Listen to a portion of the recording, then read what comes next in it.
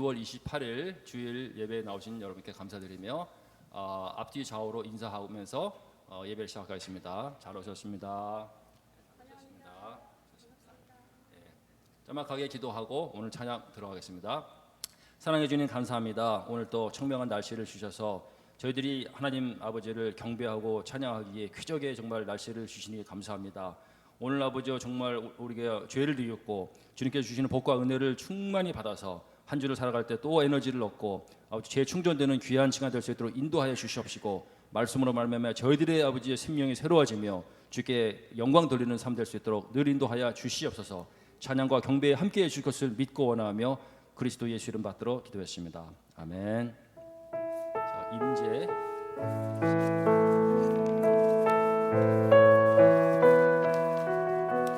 하늘의 문을 여소서. 여러분의 마음을 크게 여시기 바랍니다.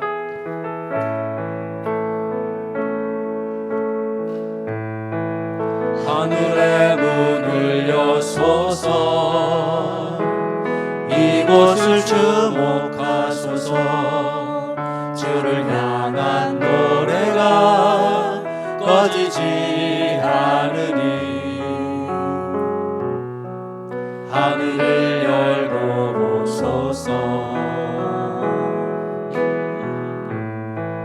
이곳에 임재하소서. 주님을 기다립니다. 기도의 향기가 하늘에 닿으니 주여 임재하여 주소서. 이곳에 오셔서 이곳에 앉으소서. 이곳에서 드리는 예배를 받으소서. 주님의 이름만이 오직 주의 이름만 이곳에 있습니다. 오셔서 이곳에 앉으소서.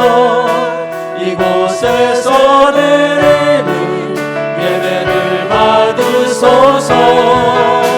주님의 이름만이 오직 주의 이름만 이곳에 있습니다. 나의 안에 거하라. 나는 내 하나님이니 모든 환난 가운데 너를 지키는 자라. 두려워하지 말라. 내가 널 도와주리니 놀라지 말라. 내 손 잡아주리라. 내가 너를 지명하여 불렀나니 너는 내 것이라. 내 것이라. 너의 하나님이라. 내가 너를 보배롭고 존귀하게 여기노라. 너를 사랑하는 내 여호와라. 나의 안에 거하라. 나는 내 하나님이니 모든 환난 가운데 너를 지키는 자라. 두려워하지 말라. 내가 널 도와주리니 놀라지 말라. 내 손 잡아주리라. 내가 너를 지명하여 불렀나니 넌 내 것이라. 내 것이라. 너의 하나님이라. 내가 너를 보배롭고 존귀하게 여기노라. 너를 사랑하는 내 여호와. 아버지 다음 곡은 아버지 사랑 내가 노래해, 아버지 은혜 내가 노래해. 한 주간도 주신 하나님께서 주신 놀라우신 사랑과 은혜에 감사하면서 이 찬송 부르겠습니다.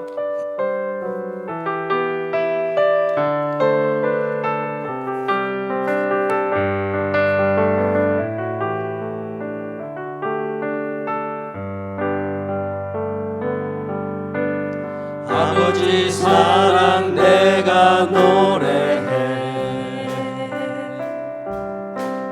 아버지 은혜 내가 노래해. 그 사랑 변함없으신, 거짓 없으신, 성실하신 그 사랑. 상한 갈 때 꺾지 않으시는, 꺼져가는 등불 끄지 않는 그 사랑 변함없으신, 거짓 없으신, 성실하신 그 사랑.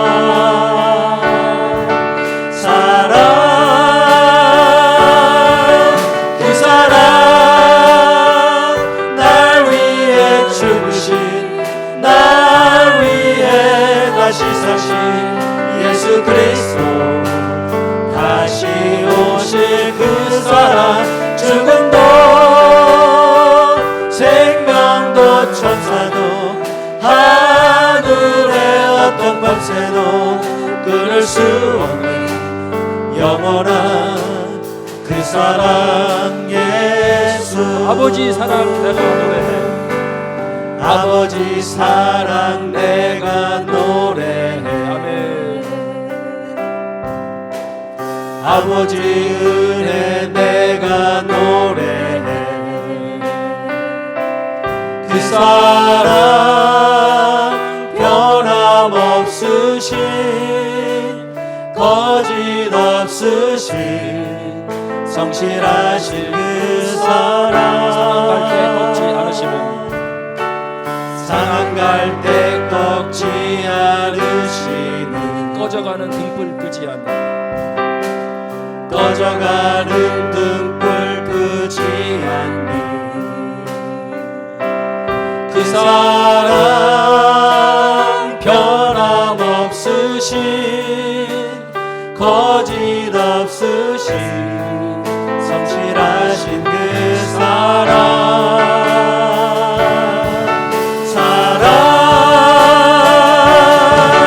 그 사랑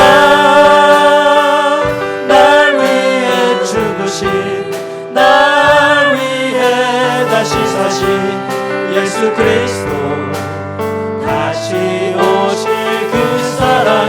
죽음도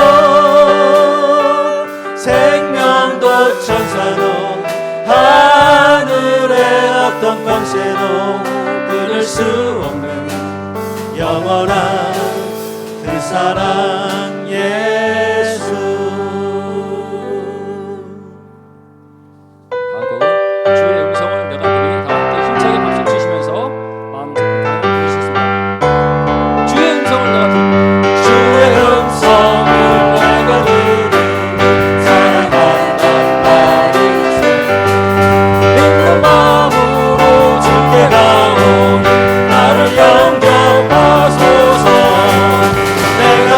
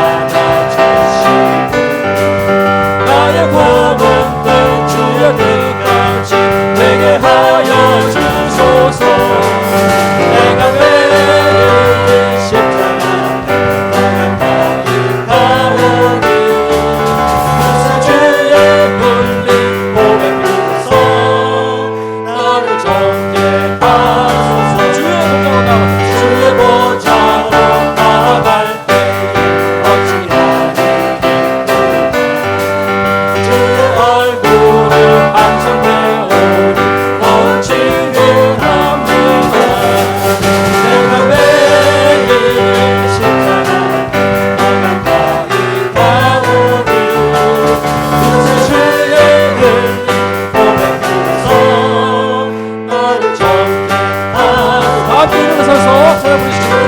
주여 나를 사랑해 찬양할 자 없으리라. 주가 주시는 참된 기쁨 내 아닐 수 없도다. 내가 매일매일 십자가에 나아가는 가오니 무수 주의 훈련 오백 비로소 나를 정케 하소서. 다 함께 오늘 들어질 예배를 위해서, 목사님을 위해서 다 함께 기도드리신 시간 갖겠습니다. 사랑해 주님 감사합니다. 주님의 은혜로서 여기까지 왔습니다. 오늘 예배를 드립니다. 전심으로 하나님의 얼굴을 찾게 하여 주시옵시고, 정말 또 성령으로 아버지여 두루마를 입혀 주셔서 목사님의 말씀을 통하여 저들의 삶이 바뀌며 수종되며 정말 삶의 아버지여 앞뒤가 바뀔 수 있도록 인도하여 주시옵소서. 오늘 들어지는 모든 예배 순서마다 함께하여 주실 것을 믿고 원하며 모든 말씀 그리스도 예수 이름 받들어 감사하며 기도드렸사옵나이다. 아멘.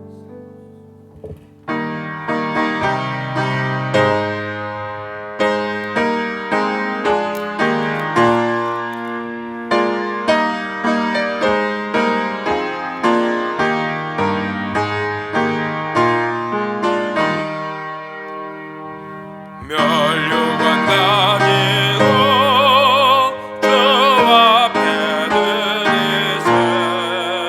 저 천상의 쁜 노래가 온 땅에 퍼지네.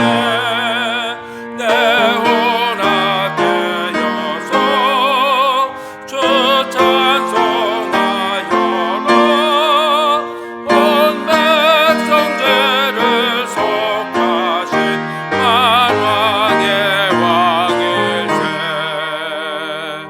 멸류관 가지고 주 앞에 드리세. 그 손과 몸의 상처가 영광 빛나네.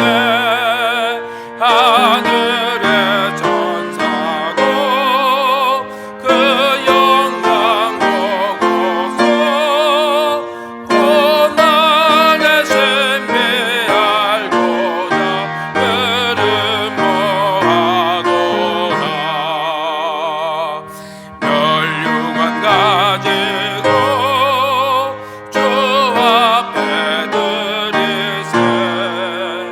온 세상 전쟁 그치고 참 평화 오겠네. 주 보좌 앞에서 온 백성 엎드려 그 한량 없는 영광을 늘 찬송하겠네.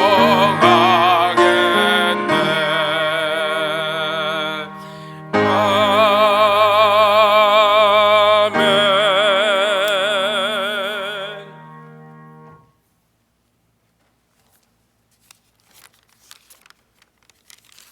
다 함께 하나님 아버지께 기도드리시겠습니다. 수천 년 전 어느 중동 지역에 한 청년이 있었습니다. 그의 이름은 다윗이었습니다. 그는 개인적인 코비드-19 팬데믹을 맞이하여 환난당한 자, 빚진 자, 그리고 마음이 원통한 자 400인과 함께 아둘람 굴에서 그의 목숨을 노리는 대적의 눈을 피하여 행여 발각될까 봐 숨소리조차 크게 내지 못하고 조용히 지내야만 했습니다. 그 기간에 깊은 하나님과의 교제를 통해 불후의 명작이요 성경 66권의 하나인 시편이 세상에 나오게 되었습니다. 내가 산을 향하여 눈을 돌리라. 나의 도움이 어디서 올꼬? 나의 도움이 천지를 만드신 하나님에게서로다라는 신앙 고백이 청년 다윗의 입술을 통하여 그의 삶 전체를 통하여 하나님을 힘있게 의지하며 토해져 나왔습니다. 수천 년이 지난 오늘 저희들은 또 한 번의 코비드-19 팬데믹을 맞이하고 있습니다. 복되고 거룩한 이날에 저희들의 입술을 또한 통하여 신앙 고백이 나오게 하옵시고, 눈을 뜨나 감으나 오로지 주님만 저희 눈동자 100%를 씌워 주옵시고, 연애 편제와 같은 하나님의 말씀을 늘 사모하며 그 말씀을 묵상하게 하옵소서. 오늘 예배를 드립니다. 통회와 자복함으로 회개하는 입술들이 복을 받고 하나님께서 맡겨주신 물질을 기쁨으로 되돌려 드리는 전달하는 손에 복을 내리시오며 경배와 찬양으로 하나님의 성호를 부르는 예배자로 선 발목이 복을 받는 시간이 되게 하옵소서. 말씀의 대언자 사자 목사님의 입술에 만복을 주셔서 삶을 바꾸고 하나님께로 향하는 수정된 삶과 언어를 주셔서 충성된 청지기의 삶을 살아가게 하옵소서. 곧 BBS가 시작됩니다. 크리스찬이 이에 미니스트리에 동참하여 사역하고 있습니다. 유스부와 주일학교에 주님의 복과 은혜가 임하여 왕성한 활동과 성령이 임하는 역사를 허락하옵소서. 모친상을 당하여 슬픔에 있는 성도가 있습니다. 그 마음을 위로하옵시고 어머님 권사님의 평생에 섬기는 하나님을 더욱더 붙잡는 자녀들이 되게 하옵소서. 한 주간도 주의 얼굴을 전심으로 찾는 한 주가 되게 하시오며 이 모든 말씀을 구세주가 되시며 나의 삶의 주인이시며 하나님이시며 때론 친구가 되어주시는 주 예수 그리스도 이름 의지하여 감사하며 기도드렸사옵나이다. 아멘.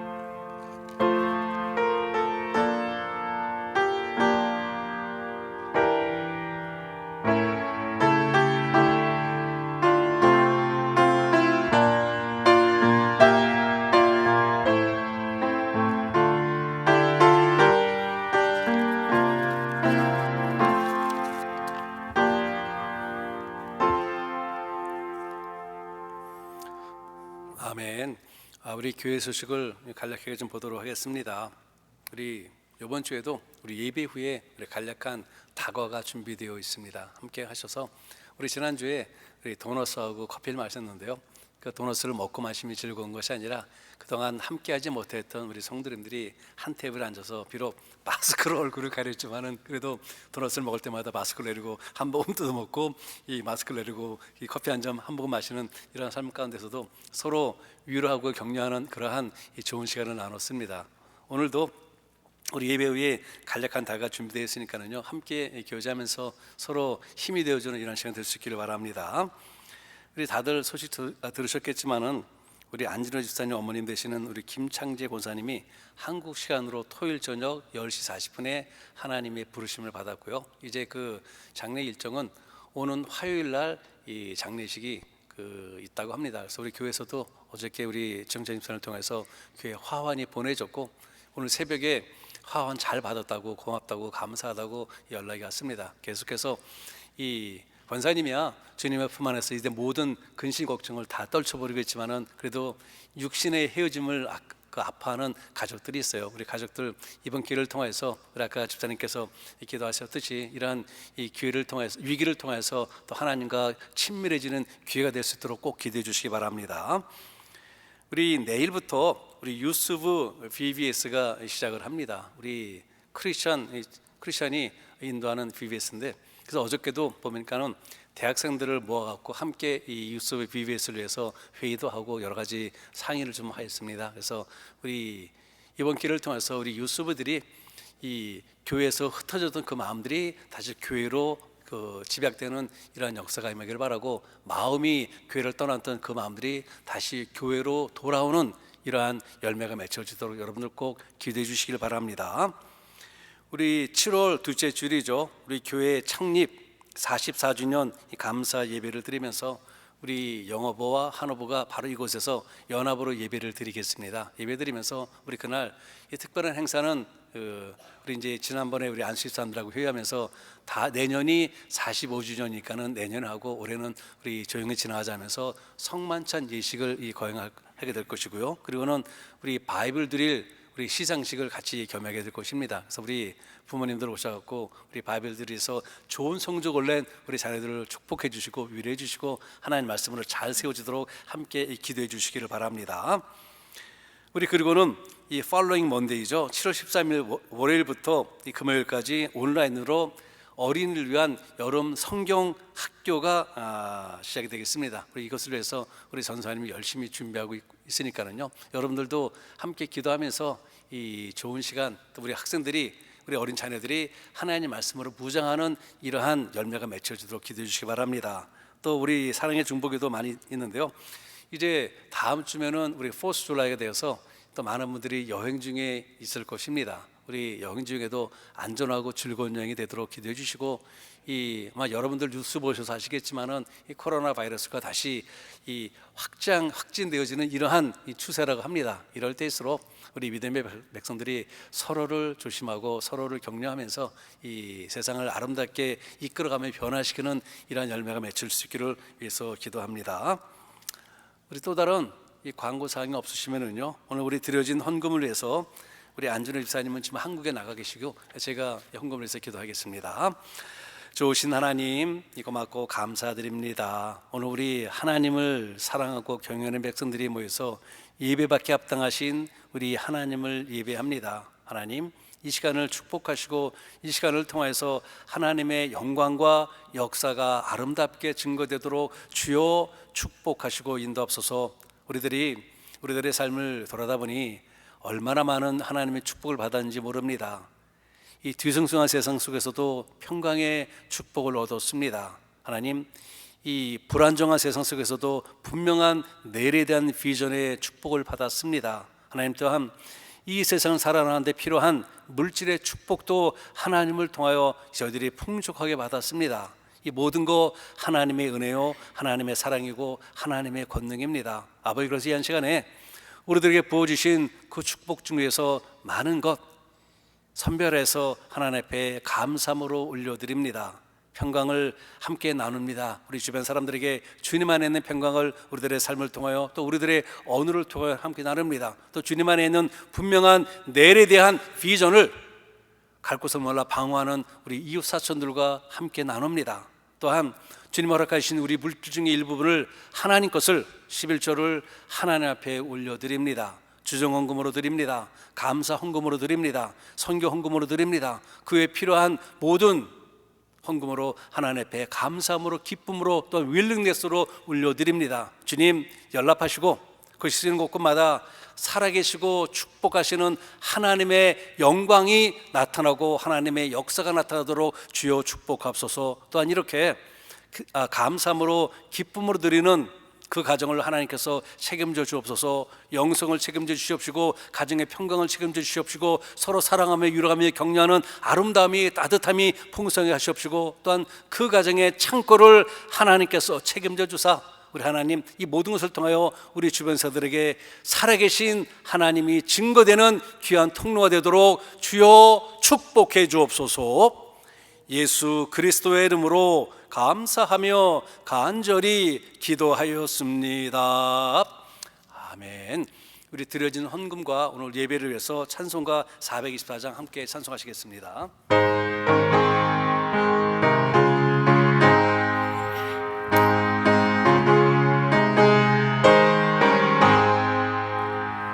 나의 생명 되신 주 주님 앞에 나아갑니다.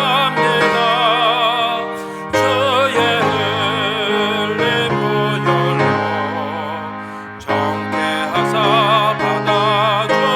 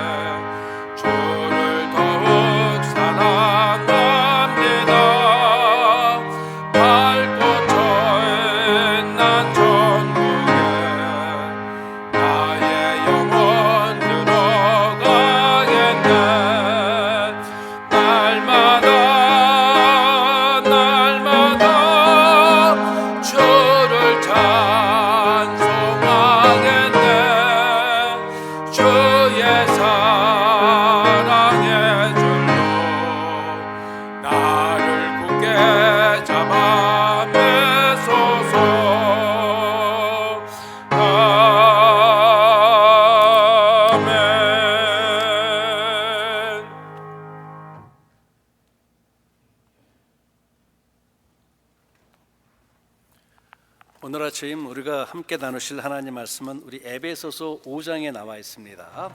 에베소서 5장 우리 15절에서부터 21절까지의 말씀입니다. 우리 한 절씩 천천히 교독하시고 마지막 21절은 함께 합독하시겠습니다. 그런즉 너희가 어떻게 행할 것을 자세히 주의하여 지혜 없는 자같이 말고 오직 지혜 있는 자같이 하여 세월을 아끼라. 때가 악하니라. 그러므로 어리석은 자가 되지 말고 오직 주의 뜻이 무엇인가 이해하라.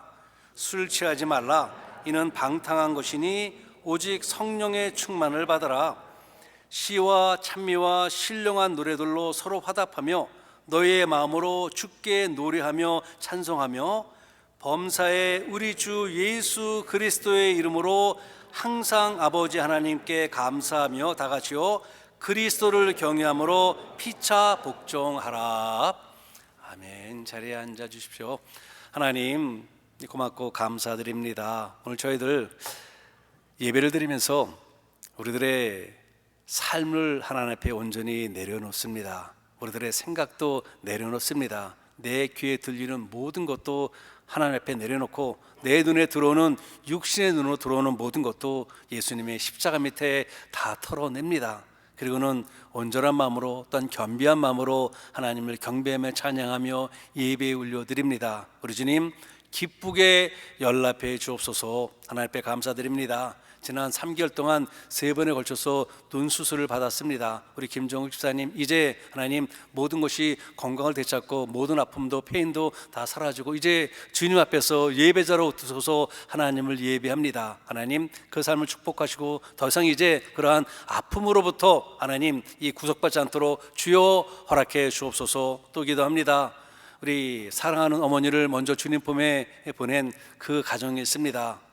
권사님이야 물론 주님의 품 안에서 이제 눈물이 없고 아픔이 없는 그곳에서 마음껏 하나님을 경배하며 찬양하며 그토록 보고 싶었던 주님의 얼굴을 대면하지만은 그래도 주님 육신의 헤어짐은 이 세상에 살고 있는 우리들에게는 아직까지 아픔으로 다가옵니다. 하나님 이러한 아픔 가운데 있는 그 유족들을 주님께서 위로해 주옵소서. 그리고는 부활의 소망으로 다시 만날 그날을 바라보면서 이러한 아픔을 하나님 다시 하나님과 더욱더 친밀해지는 이런 좋은 기회로 삼을 수 있도록 주여 허락하시고 인도하옵소서. 아버지 앞에 기도합니다. 우리 교회 내일부터 우리 유스 VBS가 있습니다. 또 하나님 우리 또한 창립 예배가 있습니다. 또 그 곧이어서 우리 어린이 성경 여름 학교가 있습니다. 아버지 이 모든 거 우리 코로나 바이러스로 인해서 제대로 이 정말 창궐해 가지 못한다 할지라도 우리들의 마음은 늘 하나님을 인해서 우리들의 심령 속에 거하시는 주님을 인해서 풍성합니다. 하나님 이러한 풍성함을 함께 나누며 이러한 기회를 통해서 우리 사랑하는 유수들이 다시 교회로 모일 수 있도록 하시고 우리 사랑하는 자녀들이 어린아이들이 하나님 말씀으로 잘 양육되어지는 아름다운 열매가 맺혀지도록 주여 축복하시고 준비하는 그 손길에 지혜와 권능으로 함께해 주옵소서. 예수 그리스도의 이름으로 감사하며 간절히 기도하였습니다. 아멘. 어느 사람이 이 밤마다 잠자리에 눕게 되면 꿈을 꾸게 돼요. 그런데 꿈마다 가면을 쓴 사람이 나타나서는 하는 일마다 방해를 하는 것입니다. 재산을 모아놓게 되면은요, 그것을 빼앗아가고 즐거운 일이 생기게 되면은 그 즐거움을 기쁨을 나누기도 전에 어느 틈엔가 마음속에 들어와서 두려움과 불안의 씨앗을 뿌려놓고 가요. 그래서 기쁨을 나누기 전에 불안이 먼저 삶을 휘어감습니다. 배가 고파서 음식을 맛있게 차려놓게 되면은요, 어느샌가 나타나서 그 음식에 뺏어버리고 상을 뒤엎어버려요. 세상에서 명성을 얻기라도 한다면은 그 형체가 어김없이 나타나서는 그에 대한 부정적인 소문을 퍼뜨려서 평판을 나쁘게 만들어 버립니다. 어느 날 사랑하는 여인과 결혼식을 올리는 꿈을 꾸었어요. 신부의 손을 잡고 결혼 서약을 하는 바로 그 순간에 그 형체가 나타나서는 이 결혼은 이루어질 수 없다, 안 된다 라고 회방을 하면서 고함을 치는 것입니다. 이 사람이 이제는 더 이상 참을 수가 없어요. 그래서 도대체 너는 누구야? 하면서 그 사람의 얼굴에 있는 가면을 확 벗겨버렸어요. 그러자 아주 놀라운 얼굴이 그 가면 뒤에 있었다라는 것입니다. 그 가면 뒤에 있었던 얼굴은요, 눈 가게 되면 바로 자기 자신의 얼굴이었어요. 자기 자신의 얼굴이었습니다. 자기 자신이 모든 일을 방해했던 것입니다. 이야기는 우리를 궁핍하게 하고 불안과 공포에 시달리게 하고 나쁜 평판을 만들게 하고 중요한 기회를 놓치게 하고 인생을 망치게 하는 이 요인은 다른 것이 아니라 바로 자기 자신에게 달렸다함을 말하는 이러한 이야기예요. 물론 누군가가 만들어낸 얘기지만은 꽤 의미 있는 이러한 이야기입니다. 자기가 자기 자신의 가장 큰 원수요, 회방자요, 반대자라는 것입니다. 그래서 우리가 극복해야 할 원수는 외부에 있는 것이 아니라 자기 자신 안에 있다라는 것입니다. 그래요, 우리는 우리 자신을요, 위대하게 개척할 수도 있지만은 우리 자신을 또한 망쳐 놓을 수가 있어요. 제가 우리 교회 성도님들에게 가끔 안부 전화 드립니다. 그러면은 우리 이제 어르신들이, 대부분의 어르신들이 저에게 하시는 말씀이 공통적인 말씀이 있어요. 아, 교회는 나가고 싶은데 애들이 위험하다고 못 나가게 하여. 한 100이면 100, 10이면 다 이 말씀을 하세요. 애들 때문에 교회 못 나오신다라는 것입니다. 근데 정말 그런가요? 애들 때문에 교회 못 나오세요? 아니에요. 자기 자신의 마음 상태이기 때문에 교회를 안 나오는 것입니다. 애들 때문에 못 나오는 것이 아니라 자기 자신이 자기 자신을 못 나가도록 구속하는 것이죠. 우리는요, 외부적인 환경보다 물론 전혀 영향이 없다 말할 수는 없겠지만은요, 그러나 분명한 것은 우리들의 삶의 성공 여부는 외부적인 상황보다는 자기 자신에게 달려 있습니다. 자기 자신의 마음의 상태가 어떠한지에 달려 있어요. 그래서 우리는 지혜롭게 살아야 합니다. 그래서 주님께서 오늘 이 부족한 조를 통해서 지혜롭게 살라는 제목으로 말씀을 주고 계세요. 예수님은요, 산상수훈의 교훈의 마지막 부분에서 세상에 두 종류의 사람이 있다라고 말씀하고 계십니다. 하나는 지혜로운 사람이고 다른 하나는 어리석은 사람입니다.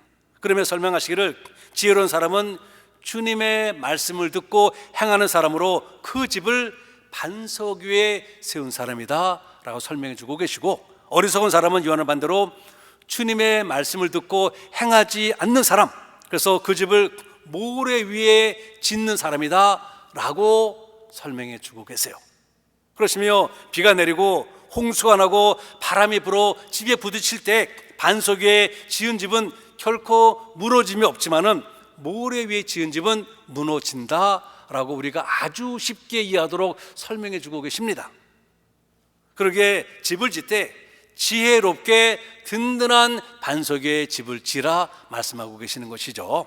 오늘 본문에서도 사도 바울이 같은 의미로 이런 말씀을 전하고 있습니다. 그런즉 너희가 어떻게 행할 것을 자세히 주의하여 지혜 없는 자같이 말고 오직 지혜 있는 자같이 하라 라며 15절에서 이 권면해 주고 있어요. 여기서 말씀하시는 지혜가 있는 자란 세상의 학문적인 지식을 소유한 사람을 가린 것이 아닙니다. 지혜 있는 사람이란 잠언 9장 10절에 있는 여호와를 경외하는 것이 지혜의 근본이요 거룩하신 자를 아는 것이 명철이다 라는 말씀처럼 하나님의 진리에 헌신하는 자로서 하나님의 뜻에 순종하며 그 뜻을 따른 사람을 지혜 있는 사람이다 라고 말씀하고 계세요. 오늘 요즘 저희들이 이 잠언으로 새벽 예배를 계속 드리고 있는데 매 장마다 지혜를 말씀하시면서 이 모든 지혜의 근본은 하나님을 경외하면서 한다라고 말씀을 주고 있습니다. 이렇듯 하나님의 뜻을 듣고 하나님의 뜻을 따르는 삶이 바로 지혜가 있는 삶이라는 것이죠. 그렇다면 지혜가 없는 사람은 어떤 사람일까요? 이것도 또한 잠언에서 그 정의를 발견하게 되는데 잠언 1장 7절 후에 보게 되면 이런 말씀이 있습니다. 미련한 자는 지혜와 훈계를 멸시하느니라 라고 말씀합니다. 미련한 자는 지혜와 훈계를 멸시하느니라. 이 말씀처럼 지혜가 없는 자는요, 인생을 살아가면서 꼭 알아야 하고 또한 행해야 할 바에 대해서 진지하게 생각하지 않는 어리석은 자를 의미한다라는 것입니다. 지혜가 없는 자가 어리석은 자라는 것이죠. 우리는 지혜가 있는 자가 되어서 지혜로운 삶을 살아야 합니다. 그래서 그런지 예수님께서도 마태복음 10장 16절에서 이런 말씀을 주고 계세요. 당신의 제자들을 세상으로 파송하시면서 이런 말씀을 주십니다. 보라, 내가 너희를 보냄이 양을 이리 가운데로 보냄과 같도다 라면서 예수님의 마음을, 편찮은 마음을 전하십니다. 그러면서 하신 말씀이, 그러므로 너희는 뱀같이 지혜롭고 비둘기같이 순결하라 라는 말씀을 주고 계세요. 이리 같은 세상에 양 같은 너희를 보내면서 마음에 근심이지만은 그러나 너희들이 지혜가 있고 비둘기같이 순결하다면은 이 모든 것을 이겨낼 수가 있다라는 것이죠. 그래서 오늘은 지혜로운 삶과 신앙을 살기 위해서 본문을 통해 주시는 지혜롭게 살기 위한 1, 2, 3 세 가지 비법을 함께 나누기 원합니다. 먼저는 시간을 잘 선용해야 합니다. 시간을 잘 선용하라. 16절에 보니 세월을 아끼라 때가 악하니라 라고 말씀하고 계세요. 이 말씀의 이 말의 원어적인 의미는 시간을 사들이라, 시간을 사들이라 라는 의미입니다.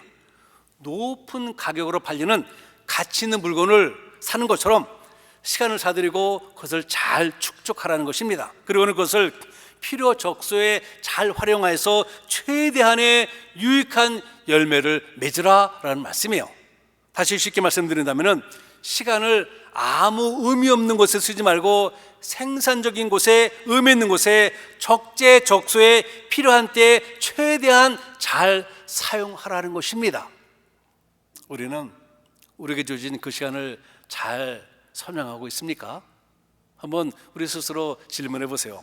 오늘날 우리가 살아가는 세상은 죄악에 차고 넘치는 세상입니다. 그래서 자칫하다가는 죄악에 물들어서 자신의 삶을 망쳐버리기 쉬운 세상에 우리는 지금 살아가고 있어요.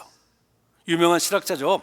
우리 이 폴 틸리는 현대 특징을 이렇게 4가지 부정적으로 말합니다. 현대의 특징은 이렇다라며 말하는데요. 현대는 도덕과 종교적 안정성을 잃어버린 불안과 공포의 시대이다 라고 말합니다. 그리고 두 번째는 현대는 확실한 것이 아무것도 존재하지 않는 불확실한 시대이다 라며 미래를 바라보지 못하는 그러한 어리석음을 지적합니다. 세 번째는 공통 분모가 무너진 고독한 시대라는 것입니다. 우리가 많은 군중 속에 모여서 함께 살지만은 내 고독함을 그 누구도 이해할 수가 없고 내 아픔과 그 슬픔을 그 누구도 이해할 수가 없고 대신 져줄 수가 없다라는 것입니다. 그 네 번째는 모든 것이 무의미한 허공에 뜬 시대다 라며 말을 합니다. 이렇게 현대 사회를 정의하며 이러한 현대 사회는 그래서 죄가 죄로 취급되지 않는 삶의 기본적인 기초마저 무너진 시대라고 말을 합니다. 우리 믿음의 백성들의 제우선이 무엇입니까? 하나님을 예배하는 자예요. 그런데 정말 이러한 삶의 기본을 우리는 지켜가며 살고 있습니까? 우리는 지금 너무 편합니다. 온라인으로 예배 드리기 때문에요. 그냥 발 쭉 뻗고 앉아서 집에서 예배 드리는지 안 드리는지 몰라요. 그리고 예배 드렸다 말을 하게 되면 예배 드렸구나라고 알 수밖에 없습니다. 우리는 지금 우리 자신 너무나 이 편안함에 이끌려갑니다. 우리의 삶은 하나님을 경배하는 이러한 예배자의 삶을 살아야 하는데 그렇지 못하다라는 것입니다. 죄가 죄인지 모르는 이 시대에 우리는 살아가고 있어요. 즉 오늘 본문에서 언급하는 악한 시대에 우리는 살아가고 있다는 것입니다. 이렇듯 우리가 사는 세상이 악하기 때문에 죄를 경계하고 선을 추구하지 않으면 우리는 너무도 쉽게 죄의 노예가 됩니다. 죄의 발목이 잡히고 말아요. 조심하지 않으면 우리의 마음과 삶의 순결함을 유지할 수가 없다는 것입니다. 그러므로 주님 안에 사는 우리는 죄에 대한 예방책을 철저하게 준비해야 합니다. 그리고 죄에 대한 철저한 예방책 가운데 가장 효과적인 것이 곧 세월을 아끼는 거라는 것입니다. 세월을 아끼는 것. 다른 말로 말한다면 죄악에 빠지는 그것에 시간을 낭비하지 말고 주의 일을 감당하는 데 시간을 사용해야 한다는 것입니다. 세상적인 것에 빠진 곳에 나에게 주어진 24시간을 허용하는 것이 아니라 내 욕심을 채우는 곳에 시간을 허용하는 것이 아니라 하나님의 영광을 위하여 하나님의 일을 위하여 나에게 주어진 그 시간을 잘 선용해야 한다는 것입니다. 시간은 하나님이 우리에게 주시는 아주 중요한 귀하고 축복된 달란트 중에 하나입니다. 모든 사람들에게 동일하게 하루 24시간, 일주일치 1년 360여 시간이 주어지기 때문에요, 사람들이 나에게 주어진 이 축복의 달란트임을 모릅니다. 그러나 시간은 하나님이 우리에게 주신 귀한 달란트 중에 하나예요. 그러기에 이 시간을 하나님의 계획에 따라 사용하지 않으면 우리는 그것을 오용하고 낭비하다가 끝내는 육체의 정욕을 따라서 죄악의 수렁에 빠지게 될 수밖에 없습니다. 그러기에 지혜로운 삶을 살기 위해서 우리는 우리의 시간을 아낄 줄, 즉 바르게 사용할 줄 알아야 한다라고 사도 바울이 권면하고 있는 것이죠. 이 사도 바울이 이 편지를 쓸 그 당시에는요, 세상이 정말로 악했습니다. 네로 황제가 자기의 욕구 불만을 해소하기 위해서 어떻게 했습니까? 그 로마 시대에 불을 질러 버렸어요. 그러자 사람들의 원망과 불평이 들끓 일어나자 누군가 희생양을 정해야 되는데 그 희생양을 예수님을 구주로 고백하는 크리스천들에게 전가합니다. 저들이 불을 질렀다라는 것입니다. 그러면서 자기 자신을 거부하기 위해서 어떻게 합니까? 그들을 잡아다가 원형 경기장에서 사제밥이 되게 하고 그들을 잡아다가 이 순교의 장에서 이슬로 사라지게 합니다. 그러며 사회적으로 많은 혼란을 가져왔어요. 사도 바울은 이러한 사회적인 혼란이 있는데요, 사도 바울이 바라본 것은 그 혼란, 눈에 보이는 혼란을 바라본 것이 아니라 그 뒷면을 바라본 것입니다. 그 혼란 뒤에는 인간의 죄악된 본성을 바라본 것이에요. 그렇기 때문에 이러한 인간의 죄악된 본성을 이기기 위해서는 우리가 우리에게 주어진 시간을 잘 제대로 바르게 활용하고 선용해야 한다라며 말씀을 전하고 있는 것입니다.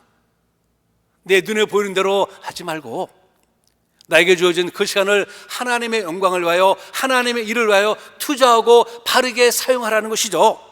오늘날 우리는 하나님께 주신 이 시간을 제대로 잘 선용하고 있는지 한번 우리 자신에게 진솔하게 물어볼 필요가 있습니다. 잘 사용하고 계시나요? 아니면은 자기 자신만을 위해서 하나님을 예배하는 이 시간에도 자기 자신만을 위해서 그 시간을 허비하고 있지는 않은지, 자기 자신의 이익과 안일만을 위해서 예배해야 할 이 시간에도 세상의 욕심을 따라 살아가고 있지는 않는지 우리 자신을 한번 정말 정밀하게 그리고 솔직하게 돌아볼 필요가 있습니다. 우리는 우리의 남아있는 시간 동안 최선을 다해 주님이 기뻐하시는 그 일을 해야 합니다. 그러므로 사랑하는 성도님들, 지혜로운 삶을 위해 우리에게 주어진 시간을 모든 사람에게 동일하게 주어진 24시간이지만은요, 이 시간을 잘 선용하여서 하나님 앞에 25시간으로 아니 30시간으로 하나님 앞에 돌릴 수 있기를 바랍니다. 두 번째는 주님의 뜻을 분별해야 합니다. 17절에 보니 이런 말씀을 주고 계세요. 그러므로 어리석은 자가 되지 말고 오직 주의 뜻이 무엇인지 이해하라 라고 말씀하고 계십니다. 시간을 제대로 쓰려면은요, 5월 24일 5월 네 번째 주일에 함께 나눴듯이 우선순위가, 내 삶의 우선순위가 분명해야 합니다. 인생의 우선순위를 바르게 할 때 중요한 것을 먼저 처리함으로 인생의 아름다운 가치를 세울 수가 있어요. 바쁘게만 산다고 제대로 사는 거 아님을 우리는 잘 압니다. 하나도 중요하지 않은 일에 우리는 중요한 것처럼 시간을 다 허비할 수도 있습니다. 그래서 주요한 것을 주요한 자리에 먼저 두고 처리해 나갈 때 우리는 지혜로운 삶을 살아갈 수가 있다는 것이죠. 그리고 우리 인생에서 가장 중요한 것은 무엇입니까? 하나님의 뜻을 분별하여 주님의 뜻을 이루며 사는 것입니다. 이것이 가장 우리 믿음의 백성들 삶에서 가장 중요한 것입니다. 최상의 우선순위, 최고의 우선순위입니다. 이 세상에서 누가 가장 어리석은 사람일까요? 제가 생각하기에는요, 주님의 뜻이 무엇인지를 알지 못하는 사람이 저는 가장 어리석은 사람이다 라고 생각을 합니다. 우리 인생은 누구에게 달려 있습니까? 우리 인생은 내 손에 달려 있나요? 아니에요. 주님께 달려 있습니다. 우리들의 죽고 사는 거, 우리들의 먹고 사는 거, 우리들의 행복과 평강과 기쁨, 모든 근심 걱정 다 역사를 주관하시는 주님 손에 달려 있어요. 그렇다면 주님의 뜻을 알지 못한다면 이 세상에서는 지혜로운 삶을 살 수가 있을까요?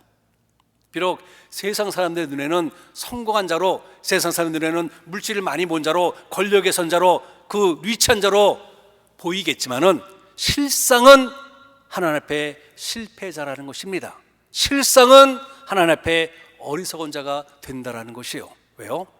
세상에서의 성공은 물론 성공입니다. 성공은 잠시 있을 성공이지만은 그러나 주님 안에 있는 성공은 영원한 성공이에요. 그렇기 때문에 우리가 우선순위로 봐야 할 것은요, 세상의 성공이 아니라 주님의 뜻을 먼저 선별해서 그 뜻을 따르는 것입니다. 또한 같은 의미를 본다면은 세상 사람들 눈에는 실패자로 보이고 세상 사람들 눈에는 좀 모자란 사람처럼 보이지만은요, 그러나 주님의 뜻을 잘 선별하여 주님의 뜻을 따른다면은 실상은 그 인생은 성공한 인생이고 그 인생이 바로 지혜로운 인생이라는 것입니다. 그 이유는 우리를 향하신 하나님의 뜻은 언제나 선하시기 때문인 것이요. 예레미야 29장 11절의 말씀입니다. 나 여호와가 말하노라. 너희를 향한 나의 생각은 내가 하나니 재앙이 아니요 평안이요 너희 장래에 소망을 주려 하는 생각이라 라고 말씀하고 계세요. 이것이 바로 하나님의 생각이고 하나님의 뜻이라는 것입니다. 이렇듯 주님의 뜻은 믿는 우리에게 생명을 주시되 풍성히 주시는 것입니다. 그러므로 우리는 너희는 이 세대를 본받지 말고 오직 마음을 새롭게 함으로 변화를 받아 하나님의 선하시고 기뻐하시고 온전하신 뜻이 무엇인지 분별하도록 하라 하신 로마서 12장 2절의 말씀을 따라 하나님의 뜻을 분별하고 그 뜻을 쫓아 살면서 지혜로운 삶을 살아야 하는 것이죠. 그렇다면 우리가 분별하고 따라야 할 주님의 뜻이 무엇일까요? 사람들마다 조금씩의 차이점은 있습니다. 저에게 주신 하나님의 뜻이 있고 우리 여러분에게 주신 뜻이 사람들마다 조금씩 차이점은 있어요. 그러나 모든 사람들에게 공동으로 주신 주님의 뜻이 있습니다. 이것이 지난 5월 14일 함께 나눴던 우선순위를 바로 잡자의 내용이에요. 이 말씀이 우리 교회 웹사이트에 올라와 있습니다. 필요하시다면 우리 교회 웹사이트 들어가셔서 5월 14일 말씀을 한 번 더 클릭해서 들어보시기 바랍니다. 그런데 그렇게 하고 싶은데 시간이 없으신 분들을 위해서 그때 전한 내용의 3가지 제목만 간략하게 말씀을 드릴게요. 첫 번째는 하나님의 나라를 구하는 것이 주님의 뜻이라 말씀을 나눴습니다. 즉 하나님을 나의 삶의 왕으로 모시는 것이고 하나님께서 나를 통치하시도록 나를 완전히 하나님 앞에 내려놓고 하나님의 다스림을 받아들이는 의미, 이것이 바로 하나님의 나라를 구하는 것이다. 이것이 바로 주님의 뜻이다 라고 말씀드렸습니다. 그 두 번째는 하나님의 의를 구하는 것입니다.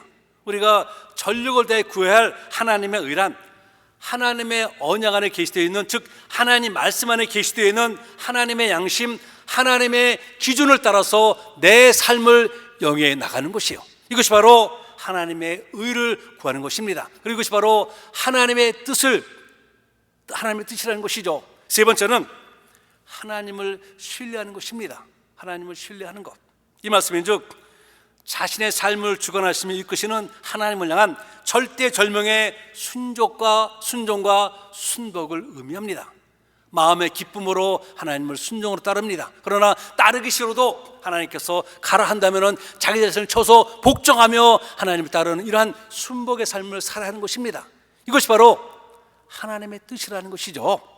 이렇게 자기 자신을 향한 하나님의 뜻을 분별하고 그 주님의 뜻을 행할 때 그 삶이 바로 지혜로운 삶으로 연결이 됩니다. 그러므로 사랑하는 성도님들, 지혜로운 삶을 살기 위해 자기 자신을 향한 하나님의 뜻을 분명하게 분별하여 따르시기를 바랍니다. 지혜로운 삶의 세 번째 비결은요, 성령 충만해야 한다라는 것입니다. 성령 충만. 오늘 말씀을 우리가 한번 면밀하게 그냥 읽어보게 되면요, 이 사도 바울이 오늘 말씀을 풀어나가면서 수학의 공식처럼 일종의 체인 형식으로 풀어나간 것을 보게 됩니다. 지혜로운 삶을 살라라며 명제를 딱 던져줘요. 그러면서 이 지혜로운 삶을 살기 위해서 첫 번째로 해야 할 것이 우리들에게 주어진 하루 24시간 그 시간을 잘 제대로 선용해야 한다라고 먼저 답을 줍니다. 그러면서 두 번째로 질문하는 것을 그렇다면은 그 시간을 잘 선용하기 위해서 잘 사용하기 위해서 제한된 24시간을 정말 바르게 사용해서 어떻게 해야 할까라는 질문을 던지면서 거기에 대한 해답을 주님의 뜻을 선별하고 그 뜻을 따르게 되면은 나에게 주어진 24시간을 하루 30시간으로 활용해서 사용할 수 있다라며 지혜롭게 살 수 있다라고 답을 줍니다. 그러면서 그렇다면은 어떻게 주님의 뜻을 알 수 있는가라는 세 번째 질문을 던져줍니다. 그러며 이 질문에 대한 답을 이어지는 세 번째에서 주고 계시는데 그것이 바로 성령 충만한 삶을 살라는 것입니다. 성령 충만한 삶을 살 때 비로소 주님의 뜻을 제대로 바르게 분별하게 되고 그리할 때 시간을 주요한 것에 먼저 사용하여 잘 사용하면서 지혜로운 삶을 살 수 있다는 것입니다. 명제가 먼저 나왔어요. 지혜로운 삶을 살라. 어떻게 살아? 시간을 잘 활용하고 어떻게 시간을 잘 활용하느냐? 하나님의 뜻을 제대로 분별하고 어떻게 분별하느냐? 성령 충만할 때 하나님의 뜻을 제대로 분별하고 그래서 시간을 잘 활용하고 그러므로 인해서 내가 지혜로운 삶을 살 수 있다라는 이러한 수학 공식으로 오늘 말씀을 전해주고 있어요. 성령 충만 받으라. 우리가 자주 듣는 말이고 정말 너무나 익숙한 이런 말입니다. 그런데 막상 성령 충만이 무엇입니까? 라는 질문을 던지게 되면요 턱하니 답이 제대로 나오질 않아요. 저에게도 지목사님 그 성령 충만이 한마디로 무엇이요? 그러게 되면 하고 답이 제대로 나오지 않습니다. 그래서 그런지 사도 바울이요 성령 충만을 말씀하시면서 사람들 눈에 쉽게 들어오는 술 취함을 비교하면서 말합니다. 술 취함을 비교하면서 말해요. 즉 성령 충만은 술 취함의 정반대의 개념이 될 수 있다라는 것입니다. 여러분들 술 마셔보셨나요? 저는 예수님 또 고백이 나오는데 예수님을 구주로 모시기 전에 술을 참 좋아했던 사람 중에 한 사람입니다. 그래서 술 취한 것이 어떤 것인지를 조금은 알아요. 술이 취하게 되면요 만용이 생깁니다. 쓸데없는 용기가 생겨요. 술 취한 사람들이 죄송합니다만 쌈박질 잘하지 않습니까? 쓸데없는 만용이 생겨요. 그러나 성령 충만함은 그런 것이 아니라는 것입니다. 성령 충만함은요 자기 절제로 나타납니다. 성령 충만함은 자기 자제로 나타납니다. 성령 충만함은 자기를 먼저 돌아보는 것으로 나타납니다. 술에 취하게 되면요 판단력이 흐려지고 이해력이 떨어지면서 통제력이 없어지는 혼돈함이 생깁니다. 그러나 성령 충만함은 그런 것이 아니라는 것이죠. 확실한 사고, 내가 가야 할 길이 분명하게 보여집니다. 술 취한 사람들은요 갈 뒷자로 왔다 갔다 하지만은 성령 충만한 사람은 좌로나 우로나 취침이 없습니다. 이 사람 말에 저 사람 말에 귀가 얇아지지가 않아요. 하나님 말씀으로 귀가 두터워지고 하나님 말씀으로 눈이 밝아지고 하나님 말씀으로 내가 가야 할 그 길이 확실하게 보여집니다. 술 취한 사람들은요 제대로 집 못 찾아갑니다. 정말 취한 사람들은 그래서 그런 말도 하잖아요. 형광등이 꺼졌다. 무슨 일이 일어났는지도 모릅니다. 그러나 성령 충만한 사람은요 자기가 가야 할 길이 분명해 보이고 그 길로 정진하게 됩니다. 그렇기 때문에 이 사도 바울은 성령 충만함을 가라 말하면서 잘 이해하지 못한 사람들에게 술 취하면 어떻게 되지? 라면서 술 취함을 보이면서 그 반대가 바로 성령 충만이야 라고 설명해 주고 있다는 것입니다. 성령 충만한 주제를 갖고 성경을 연구해 보게 되면요 여기에는 두 가지 유형의 성령 충만함이 있음을 발견하게 됩니다. 하나는 일시적인 충만함이 있어요. 일시적인 충만.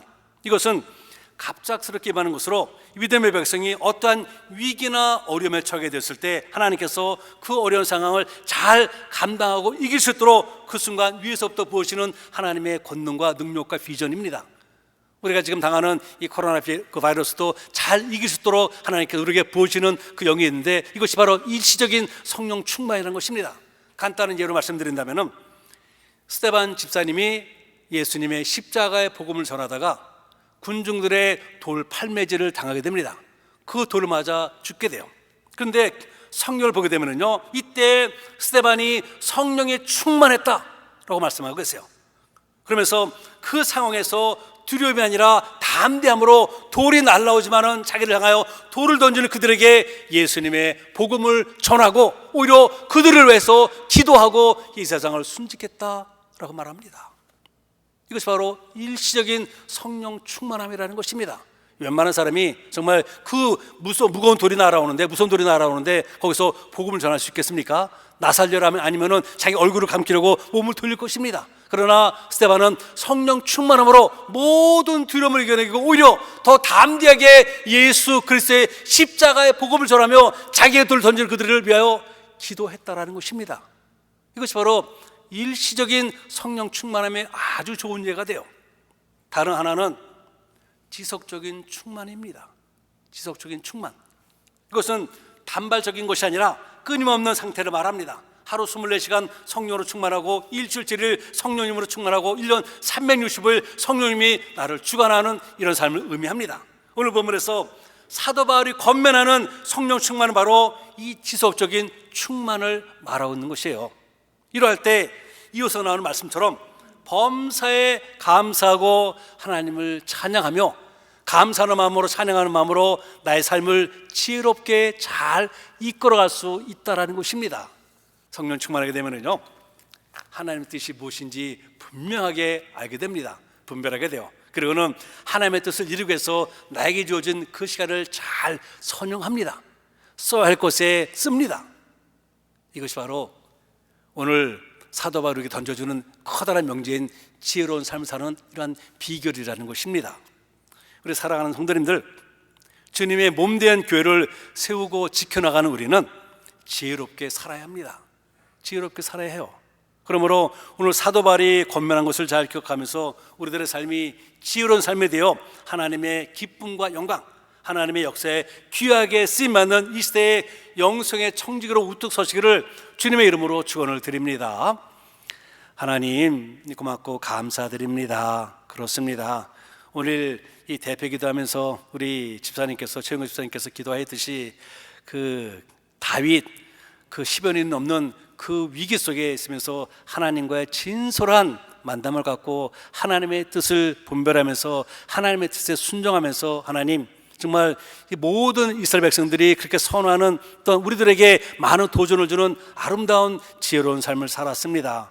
하나님, 우리 멤피스하는 침례교회도 바로 이러한 지혜로운 삶을 살아야 합니다. 아버지, 그러게 우리들에게 성령 충만함이 필요합니다. 이 성령 충만함은 우리들로 하여금 하나님의 뜻이 무엇인지를 제대로 분별하게 하고, 또한 분별된 그 하나님의 뜻을 순종하며 순복하며 따르기 위해서 나에게 주어진, 우리에게 주어진 그 시간을 잘 선용하게 합니다. 그리고 그것이 바로 지혜로운 삶의 열매로 맺혀지게 됩니다.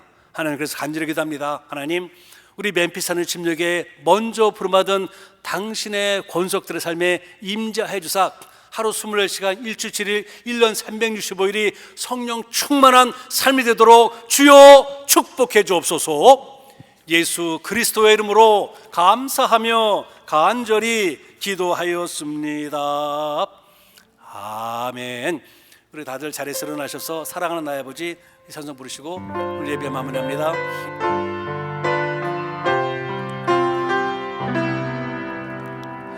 사랑하는 나의 아버지, 이름 높여드립니다.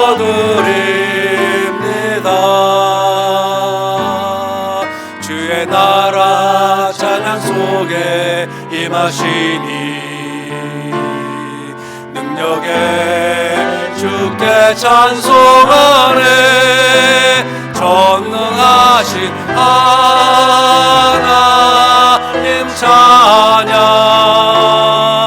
언제나 동일하신 주, 전능하신 하나님 찬양,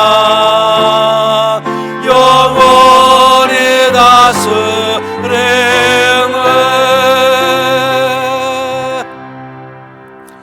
지금은 우리 주 예수 그리스도의 은혜와 하나님 아버지의 지극하신 사랑하심과 성령님의 감동 교통하심이 오늘 주신 말씀을 따라 우리 모두 지혜로운 삶을 살아 하나님의 영광의 꽃과 역사의 도구가 되기로 다짐하며 돌아가는 모든 성도님들의 머리와 가정과 직장과 섬기는 교회 위에 지금으로부터 영원토록 함께 하시기를 축원하옵나이다. 아멘.